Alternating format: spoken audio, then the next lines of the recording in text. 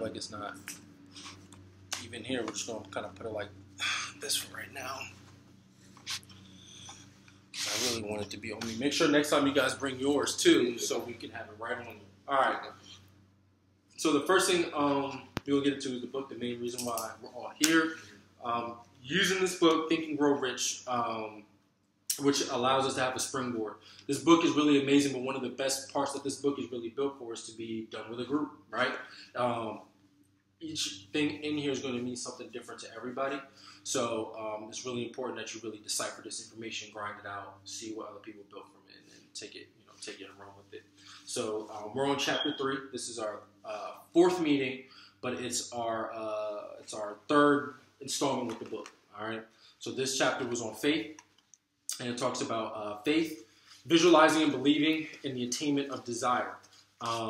In here, I underlined a couple things, and we'll just kind of springboard some things I underlined. If anyone has anything, feel free to jump in. Tell me what you might have gone through that is a portion in here, something you can relate to, anything like that. So the first thing that I underlined in here is that faith is the head chemist in the mind. When faith is blended with the vibration of thought, it translates into a spiritual equivalent and transmits to infinite intelligence. That's a long way to basically saying that when you have faith, you can shift that into like a vibrational field. Basically, you can go out and create and do things that you never thought possible if you have faith in whatever you're doing. One thing that comes to mind is when you said you had quit your job to do that. How's that going though? You're no longer employed 9 to 5, and you're doing. The first month it was a bit of a task, but for the past week I'm locked in. You're locked in, right? Locked in. That's faith.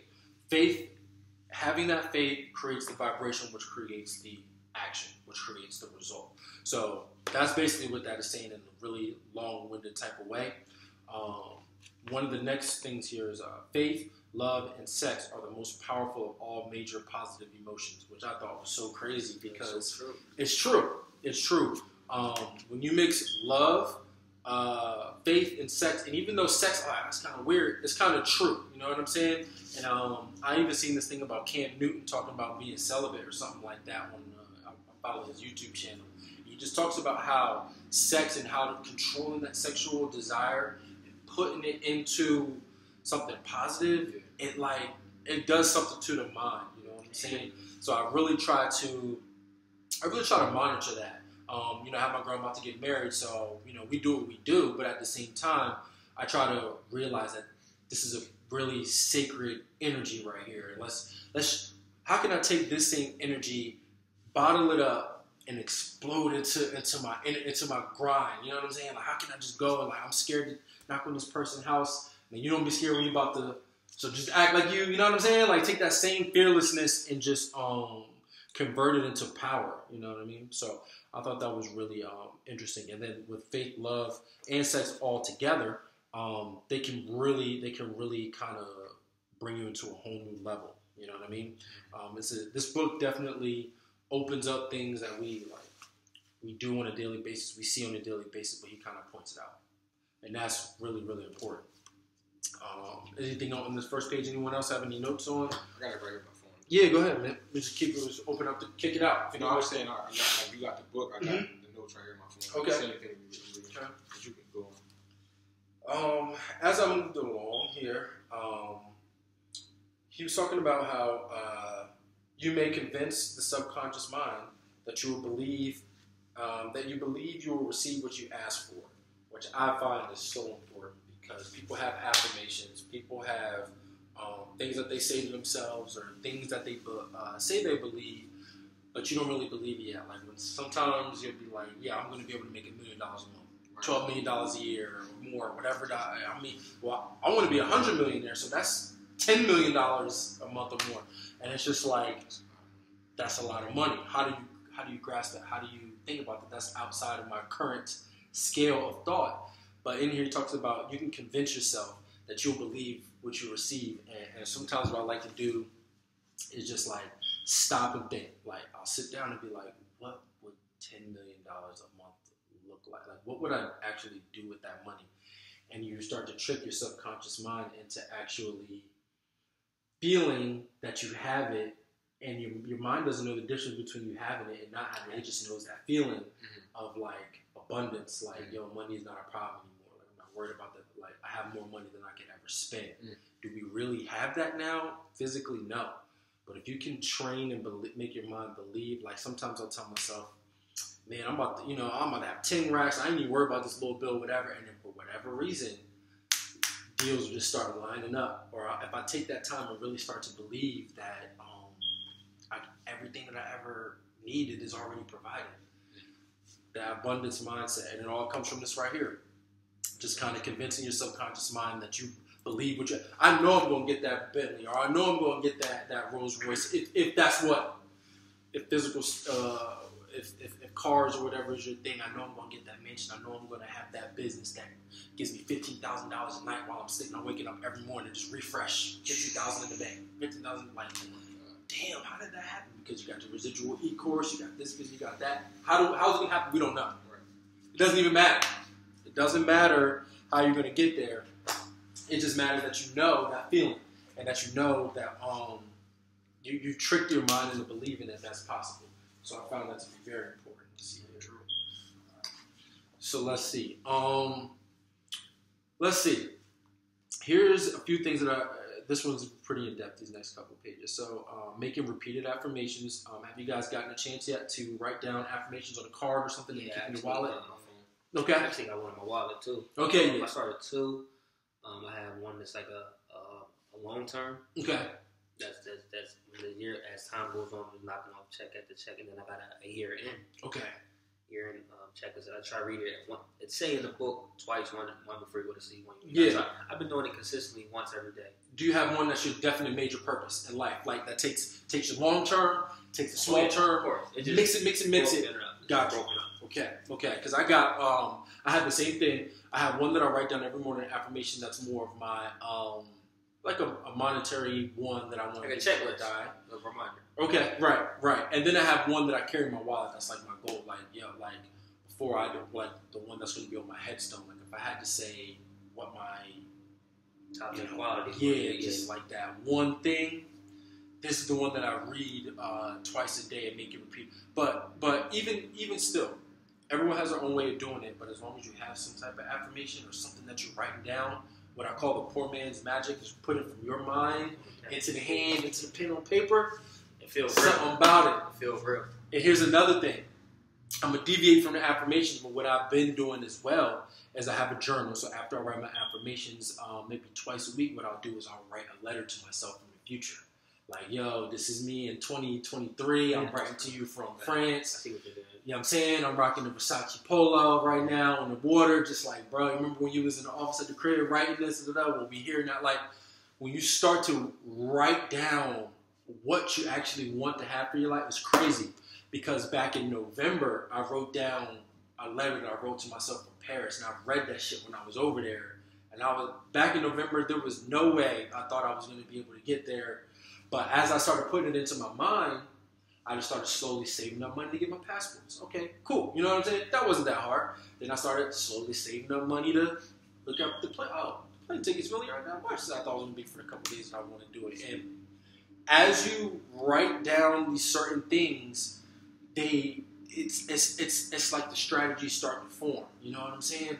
So in November, I was like, there's no way I'm going to get to Paris for the end of next summer. That's going to be so much. I don't even got this many deals only going right now. I still got to pay rent, my car. I'm thinking about the wrong shit.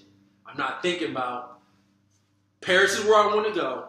I'm going to get there. Let's figure it out. So besides affirmations, what I would definitely say is writing down just certain scenarios that you want to have in your life. Like I've written down one about what my dream house looks like. So from the winding driveway to the gate to the house, flag in the front, the whole shit, like everything. Because I feel like writing down stuff really it makes it more vivid. People always tell me that. I'm like to write everything on my phone type of person. Maybe I should start trying to I would say write it down. Definitely do that. My dad told me that. I would definitely say that there's a difference. Because I definitely write in my phone too. I write in my phone too all the time. The things I'm thinking.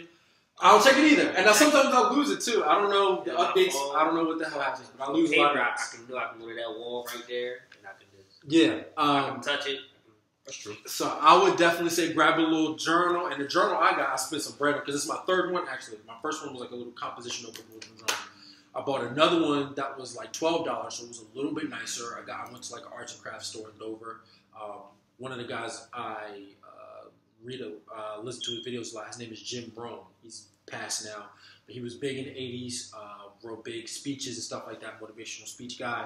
And he talked about how he spent a lot of money on his journals. He had one journal that was like $1,500, leather bound, fucking like just this gold stitch, like serious journal, but in it was nothing, of course. He said because you want, until you write your own story, but you want your story to be worth a lot of money. So the journal I have now is like $100. For most people, that's retarded. Why would I spend $100 on a blank journal when I can just go get a composition notebook? But it's more about okay, I spent $100 on this, so let me make sure that I put something of quality. Worth it. You feel what I'm saying? Right. And then when I look back, I can be like, yo, like, damn, like I wrote my own story. You know what I mean? So it's something about that. And I would write his name down, guys. Jim Rohn, Jimrohn.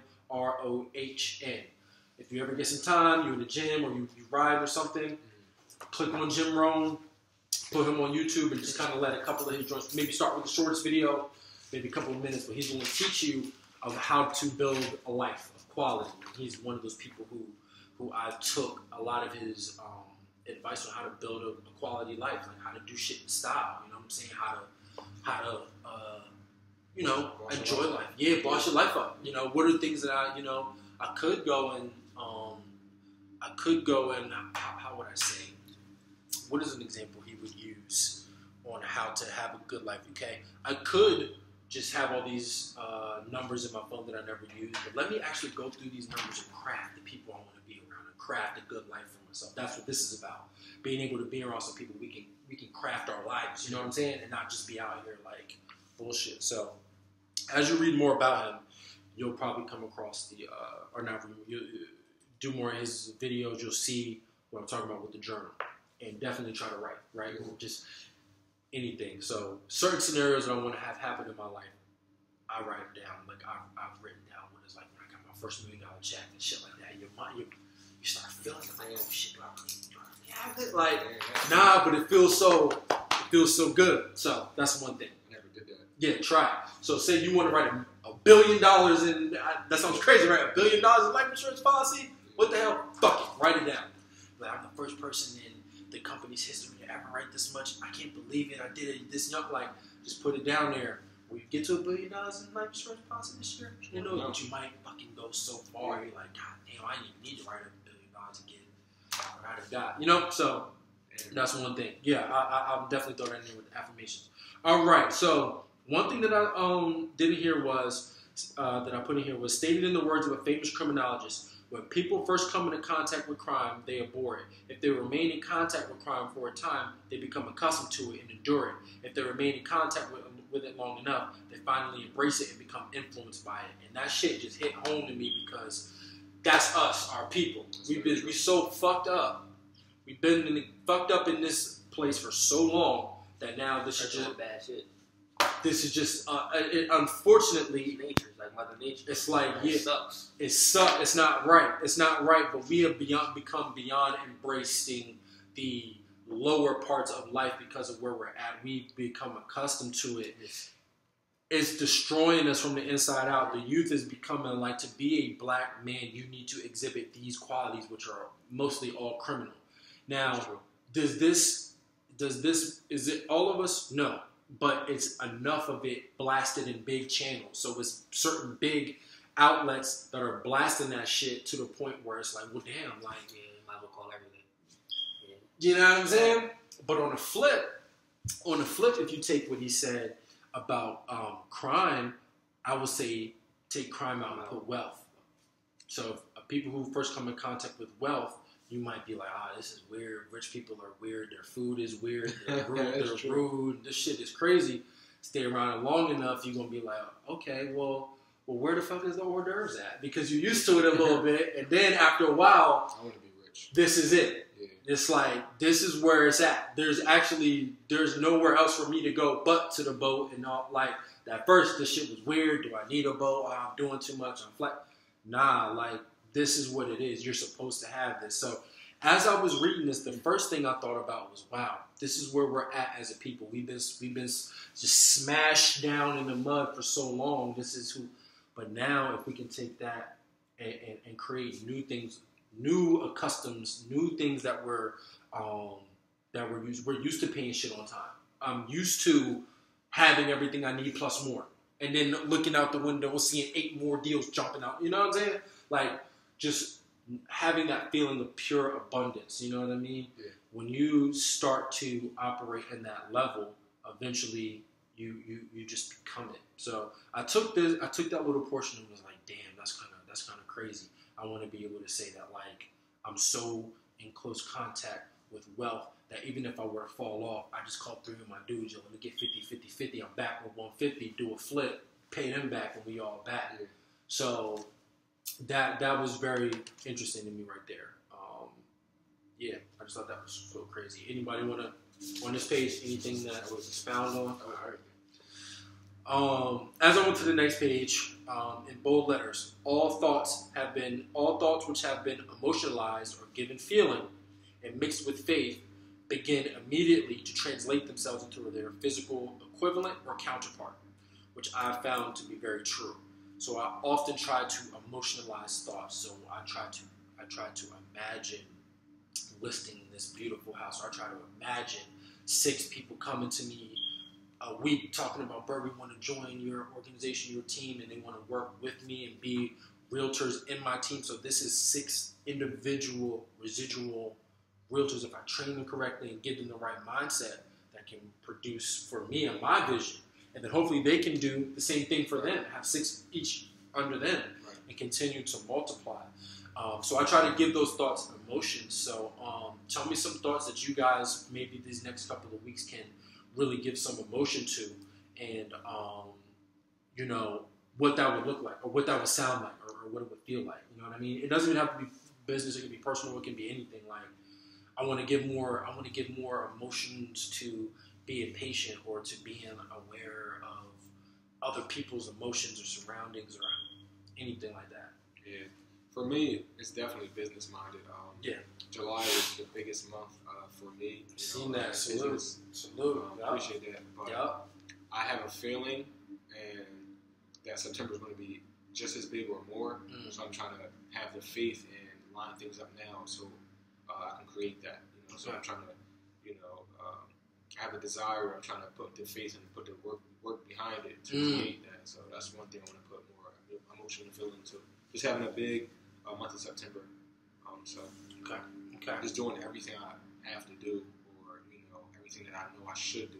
Mm-hmm. And with that emotion, sometimes you like feel this feeling in your gut. It's like a fire in there. Sometimes when I'll be sitting down thinking about it's so bad. Like, I can feel it in here, and then you just said the other word, faith, which is literally just going out there and do it. Yeah. So you take the inner, you take the balled up energy, but then you actually go out there and start making the calls or making the appointments and going out there. And for me, it's just going same thing, making calls, making appointments, doing things like our first time home buyer event that we're doing, just like having faith that what I'm emotionalizing is going to happen. So you mix those two, you mix them, and eventually it may not happen the way you see it, but other people will start to see it. So maybe other people start bringing you clients, or other things will start popping up, and it's just crazy how that energy works. How people can feel the energy off you, and they just want to be a part of it. Like, yo, I just see, like, yo, I just see how you're moving. I see how you're doing, and a lot of people will have success in that way just by mixing those two. So, what about you, man? I would say my biggest thing right now, as far as emotional, is my biggest thing right now is financial intelligence. So, whether it's the stock market or business, is having that financial knowledge, like you said, paying bills on time. Yeah, you can't afford this, do this, or if you have to get money for something, sell stuff you don't use. So like this changing the mindset of this, to get rid of and use certain things, or even being around someone else that wants that financial intelligence. You just piggyback into giving them little tips, even though you don't got the whole thing. You're starting to surround your circle and start to really figure out who's really in it, who's not. Start having a conversation. If they don't want those conversations, that's fine. I know where to put you at. Like, if you want to have that conversation, I know if I ever need to come to you for something, we can have this conversation about business or moving forward. So that's my big thing. It's really digging deep into financial intelligence, see who I can be around, who I can't be around. Not gonna say that I don't like you because I can't read, but when I'm bringing that topic up, I know when I can bring it up and when I can't bring it up. Gotcha. That's Gotcha. right now. Gotcha. What action of faith can we take in our own, like, give me an example of an action of faith that you would say would help you manifest what you have your emotion about. So emotion about business. How can I grow with business? What's something that you can do that's like a leap of faith move that you haven't done yet, and that you could just kind of expound on that and say, okay, I'm gonna rock with that. Start implementing more of an effective prospecting strategy. Okay. Whereas though, working in sales, sometimes you have that doubt feeling like, should I call this person? Should I tell them I do this? Should I give them a card? So just implementing that. Sorry. Hello? There we go. Yeah, that's from one of my lead services I don't use anymore. But they call me from different numbers, which is crazy, yo. Anyway. Yeah, but that's something I want to implement as far as faith and just working. Okay. Just a new having the faith to try something different when it comes to prospecting. And actually doing more. Say if I usually reach out to 10 people a day, reach out to 20.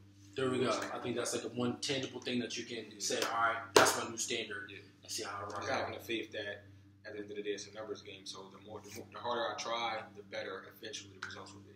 Facts. Okay, what about you? So let's expound off what thing you had your emotion on, financial intelligence.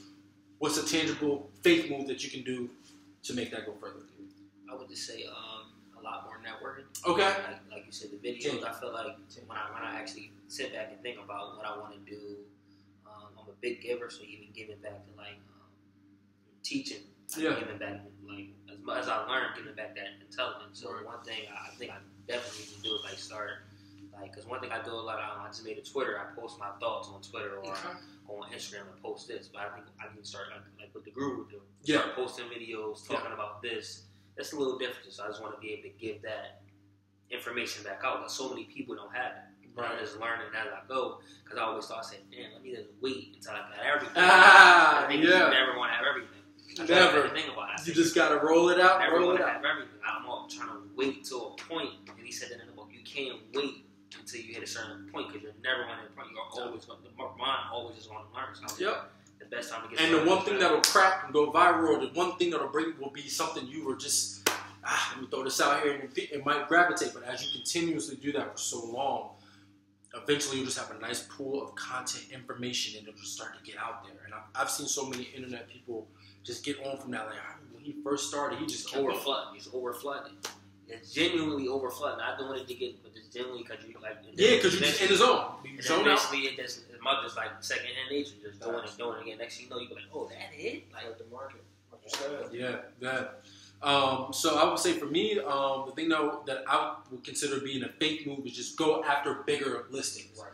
Stop messing with the $139,000, $200,000 houses, which are great and have a lot of people. But for me, I was like, I know what I want to do in this game. I know how I want to be looked at. When I'm promoting houses, when I'm helping people buy or sell houses, I want to deal with a certain type of client. Right. A client that knows what they want, that respects my grind and respects the type of education and outreach that I'm trying to do.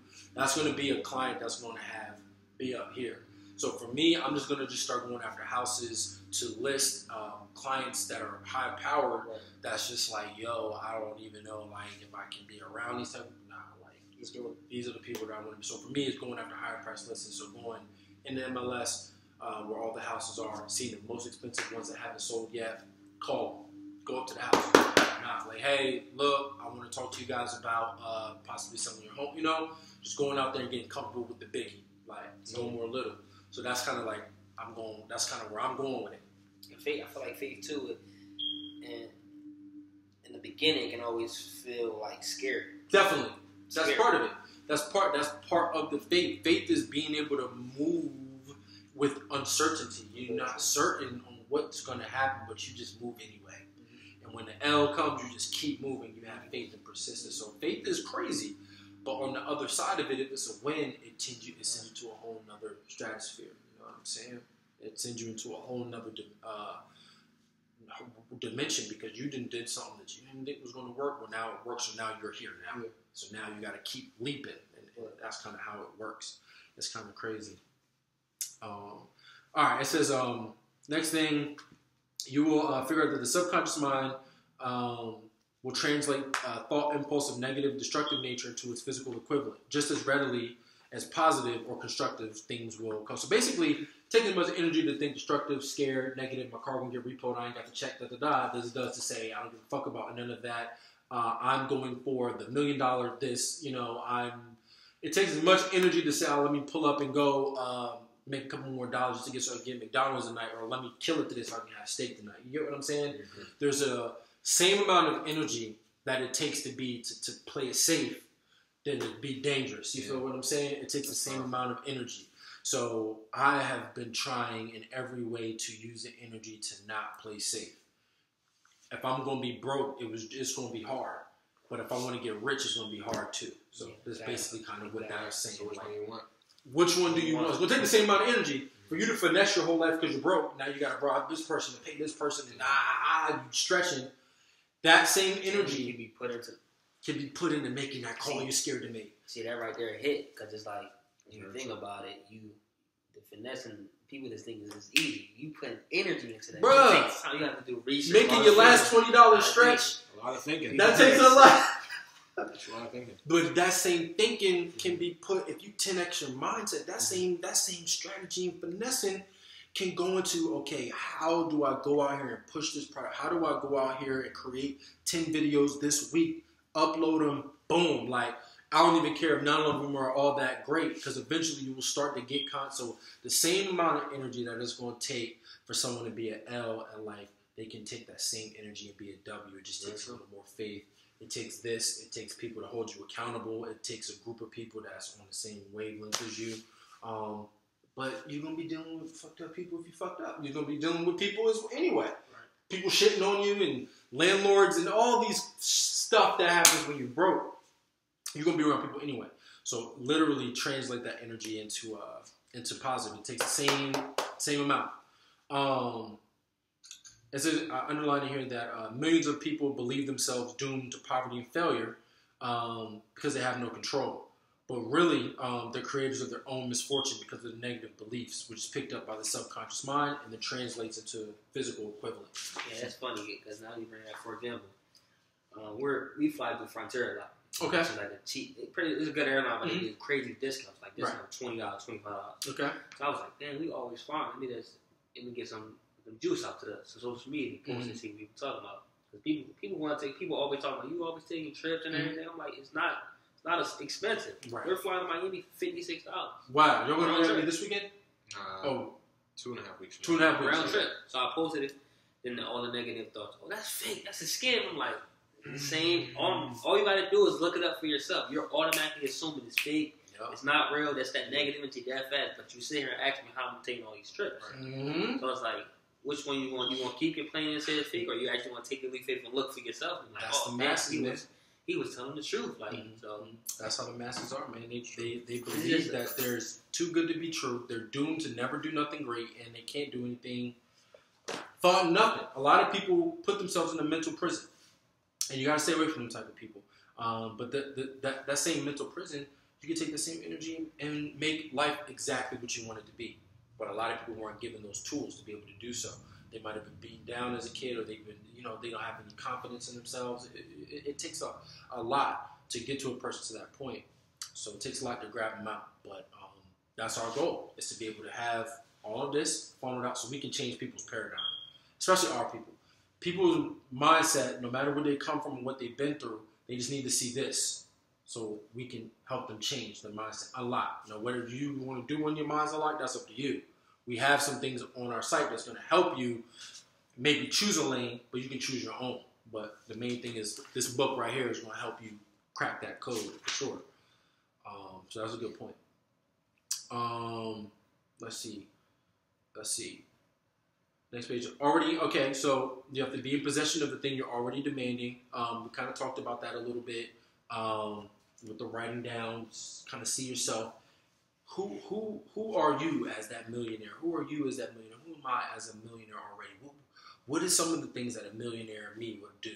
Definitely this. I know the millionaire me would definitely make sure he takes time out to network and really dig deep on concepts with other like-minded individuals. This is what we're doing right now is a millionaire move. This is not a 9-to-5er move.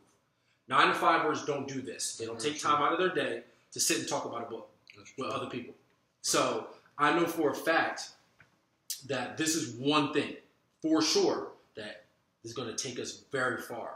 And then also, even beyond this, what material possession would millionaire me have, man? Out front would definitely be the Rolls. I'm going to drive up to I got another meeting I'm going to close a deal out. I'm going to late dinner, flying in somewhere in the morning to my other office on the other side of the country. I got to meet someone there early in the morning, then I'm going to chill, do a spa day. I'm chilling for the rest of the day. I'm meeting the family over, like stuff like that. That's very true. Just start fucking with your mind. You feel what I'm saying? We do it. But we do We this. sometimes do it. Like the couple weeks ago, we was in the car coming back home from my friend's house. I'm just saying, I forgot what I said. I said, yo, I feel like we're in a Lamborghini right now. That's powerful. Like, to have somebody that's like your best friend that can have that. That is priceless right there, because y'all linked in, and that's what you need to have to be able to get there sooner than you could have before. Yeah, soon. I'm ready to be there. If we continue to do what we're doing, I'm telling you, it's only been 3-4 sessions of doing this. We've been doing this now for 2 months, maybe or less. I got like early July. I'm telling you, in a year, if we just continually make these steps, build our content up, continue to dig deep on these books and really apply them in our lives, so many things are going to change so quickly.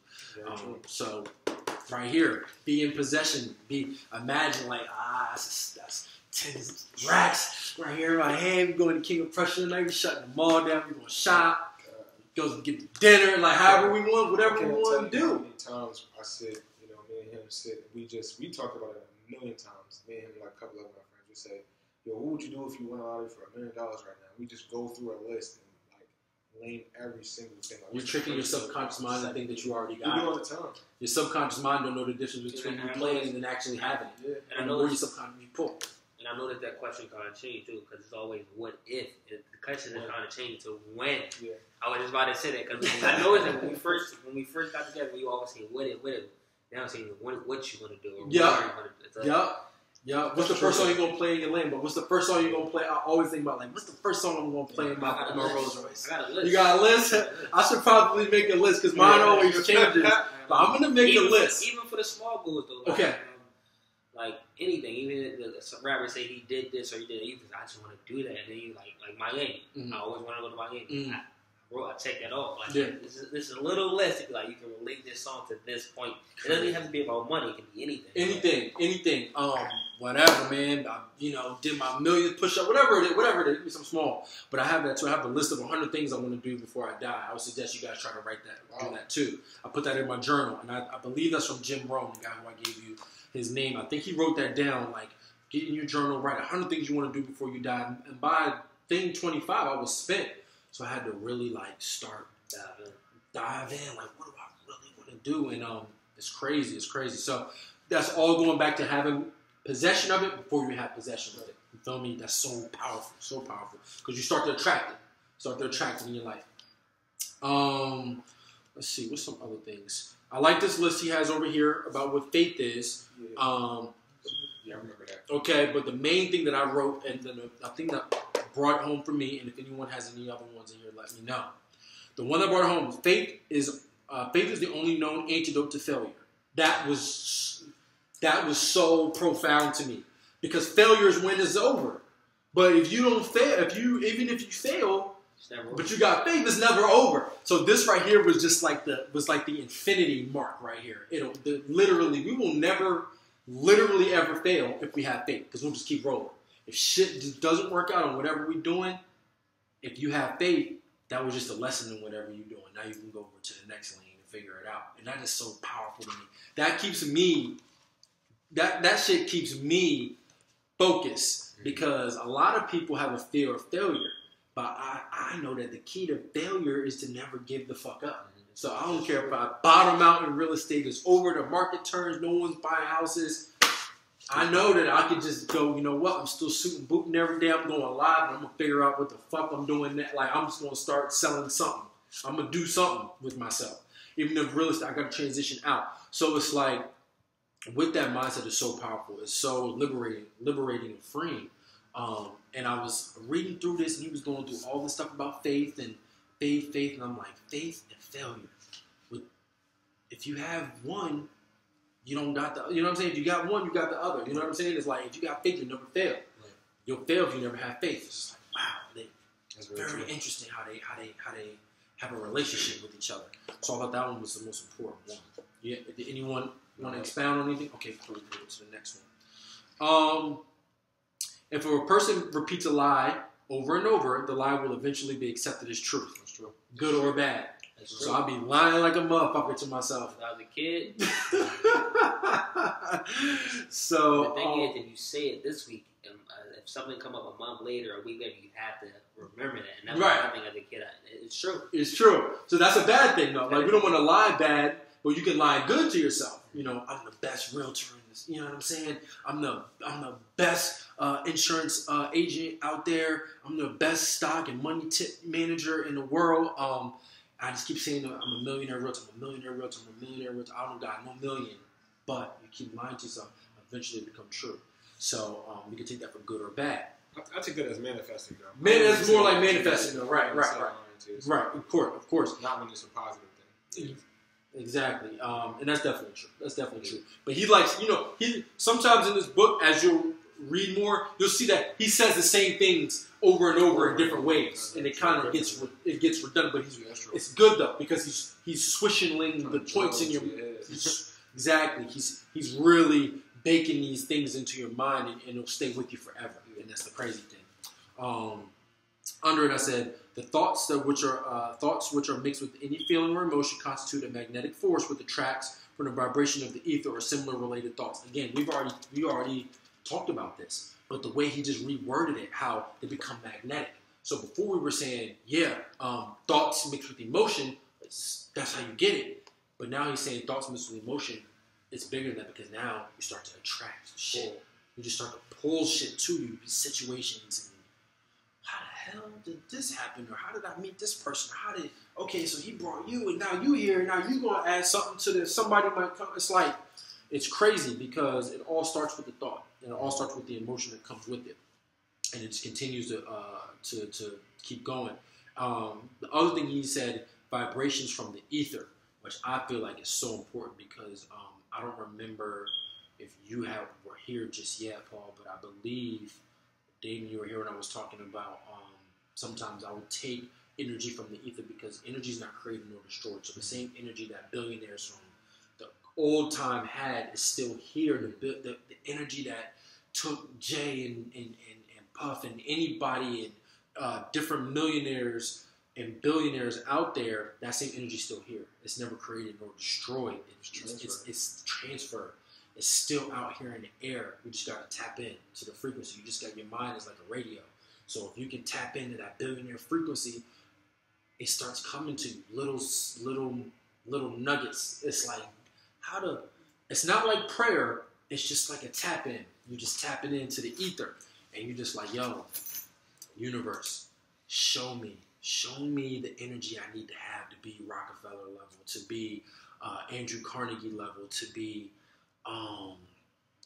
Bob Johnson, the owner of BET level, to be what's my man name? Amazon. Jeff Bezos, like any of them dudes. Give me the greatness. Give me the mindset. Give me the focus. Give me the influence that every single person that I meet, I leave a nugget, a gold. You know what I'm saying? I just leave, even if we don't even speak, they just be like, something about that brother, man. Something about that dude. You know what I mean? That ether is still out there. You just got to tap in. You tap in. And how do you tap in? You just say, I want to tap in. You know what I mean? It's weird, but it's real. It's so real. You start walking and talking like it. You start feeling it. So when he uses the word ether in there, I was like, yo, it's like that soul. It's like that unexplainable force that binds the world. Science can't explain it.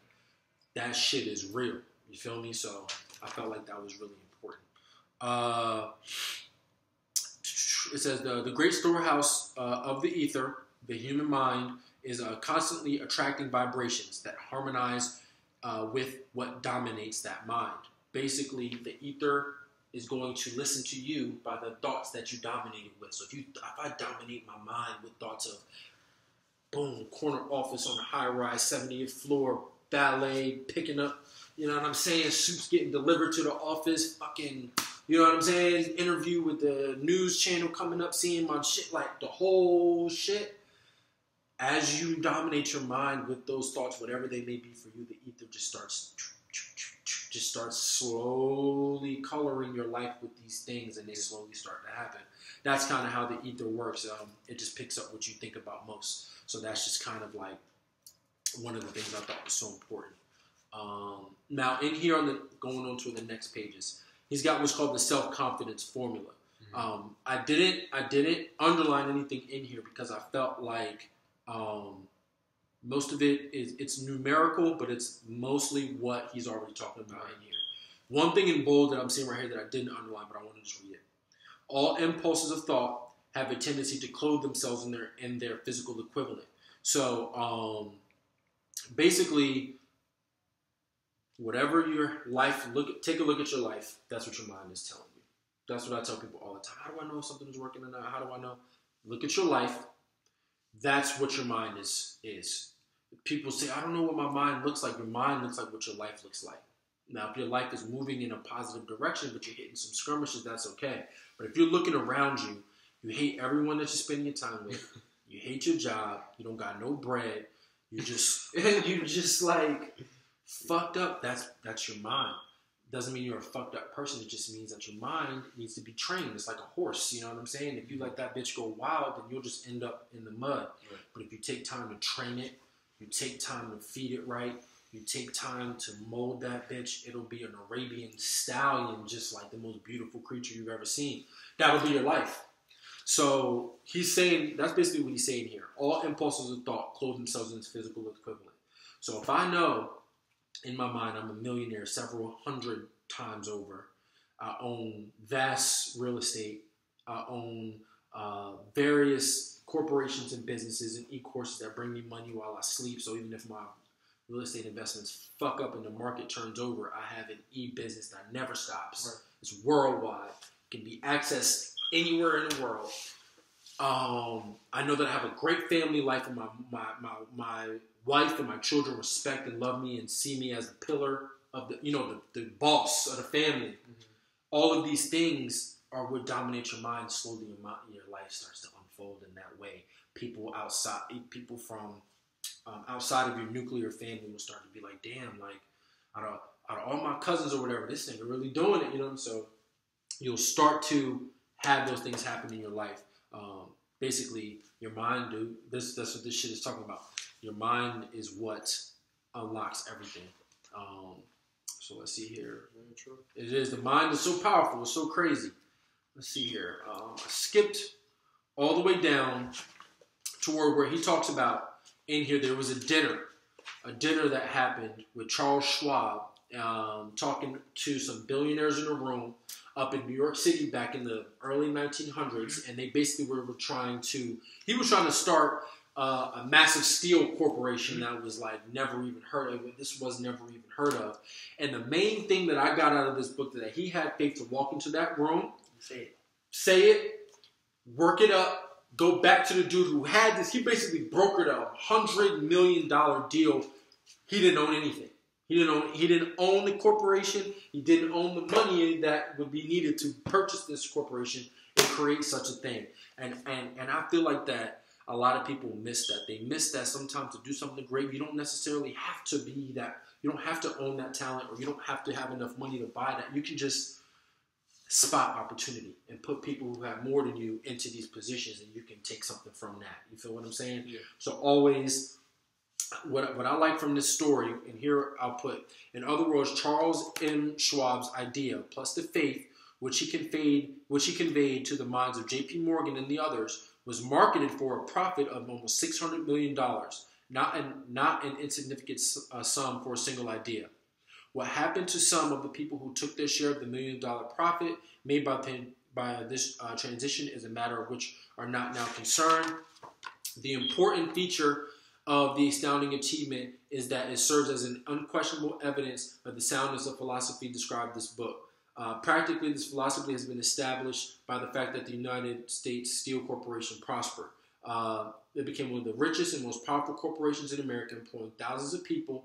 And basically, it came from a thought that he didn't own no steel corporation. He didn't have the money to purchase one. He basically spotted an opportunity, had a great idea, presented it to the people who could make it happen, and brought it together. Wow. So that is one of the biggest things in life that I think a lot of people miss. The ability to just be able to spot an opportunity and figure out how can I profit from this opportunity.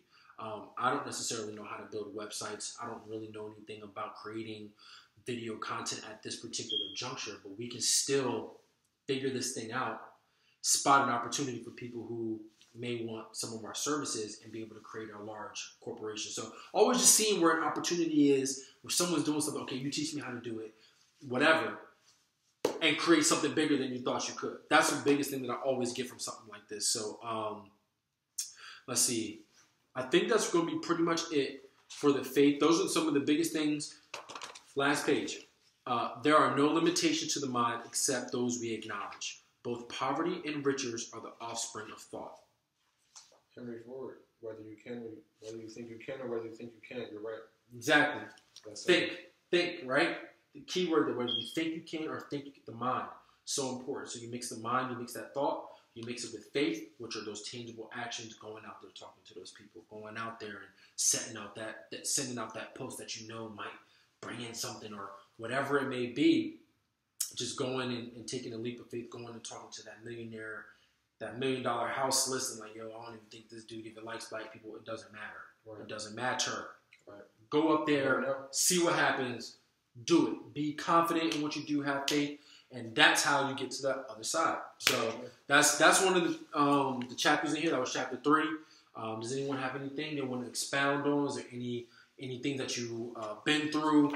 I would say me, the biggest thing that I have with faith going outside of business is now getting ready to get married, having faith that I can have this relationship that will work in my favor, be able to allow me to grow. It's not easy, but it's a step that I want to try to go into so I can learn and start a family. You know what I mean? So it's definitely having faith is getting married definitely has faith because you have no idea what the future holds. It's one of the biggest faith moves that you can make. So I would say one of the that's besides going out and doing a faith move and getting bigger clients, I'm just trying to create bigger faith moves in my life, allow God, the energy, the ether to make me grow, be accountable, if I say I want to do something, I'm going to do it. If I do something, do it right, do the best I can, be thorough with all my things. So whether it's these videos, whatever, just stick to it. Have faith and see what comes out. You know what I'm saying? So anything right now that you guys want to work on faith-wise besides business that we talked about? Anything else? Not nothing that's specific. Only thing I would say personally for me, just having like better communication with my friends in my relationship. Yeah. Better communication. Yeah, I think we all. Yeah. No one is a moderator. Yeah, I think we all can have. You kind of like it can be something small. You be like, damn, why didn't you do that? In your head, you be thinking, but like just say it. No one's going to be mad. I think that would be my biggest thing. Just being a little bit more open and clear. Okay. Clear, stop. And for me too, me personally, I would just say like stop like try to say stuff in a joking manner or like in a finesse way. Even though I might be joking about it, but just try to be more straightforward. It's like that changes someone's perception of how they look at you. Just assuming stuff. It's like, and then I can take that into when I do meet that billionaire or the millionaire, have the same as that. So work on it right now while I'm low, so when I get high, I have that same mentality. Yeah, exactly. And as time goes on, it'll naturally start to filter itself out to the person you need to be to make those conversations happen, and that's part of it. Taking the okay, this is what I want to work on. This is what I'm consciously saying I want to do better at, and then you just keep making those steps. So you're doing exactly what you need to do. I believe we all are, but that's another thing too. Having faith that other people don't always know what it is that you're trying to say or what you're trying to do. having faith and patience. You know what I'm saying? In personal relationships, in my relationship for sure, being patient is something that I'm trying to work on because I like to work fast. I like to. That's not how relationships work. Relationships aren't business. They are business in an aspect, but they're not business because you're dealing with another person who's emotional. You know what I'm saying? So you have to have faith that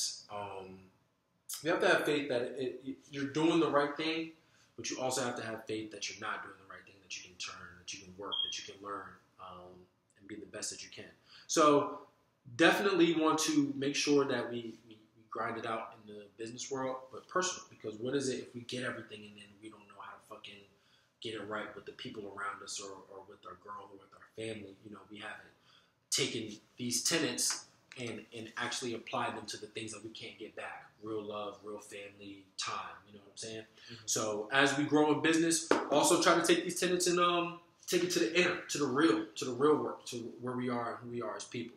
So that's pretty much it for today. I wanted to make sure we grind in on this faith aspect. Also wanted you guys to see how I'm doing this here. So for everybody that's watching this one, this was our second one as our group that we're going to have uploaded onto the site.